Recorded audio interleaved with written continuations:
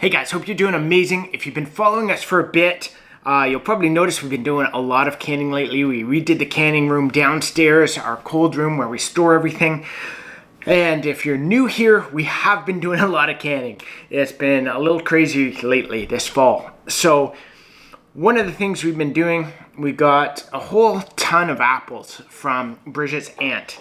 And we started peeling them by hand and cutting them up by hand, and I said, forget it. We need a better solution. So I broke down and got one of these. And let me say, this is not a sponsored video. This is one of those things that I can't now imagine my life without this, having done that many apples. It's absolutely crazy. So I did a little figuring, and with the bags of apples we got, we did 8 jars of apple chutney.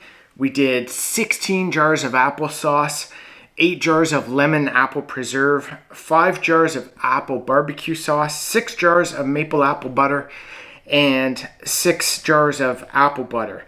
And these are the 500 ml or the big 1 liter jars that we filled. We didn't do anything in the smaller little jars for the apple butter.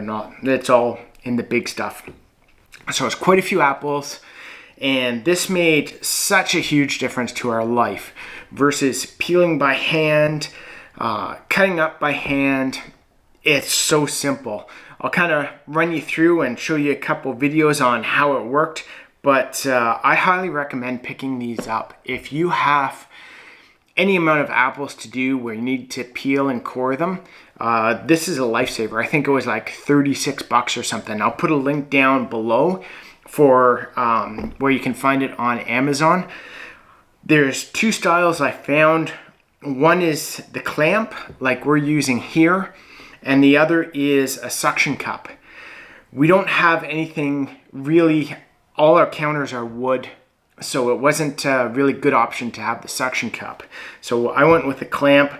I had to cut a bit of the counter to make this fit on it. The clamp wasn't big enough to go over the entire thing, but that was fine.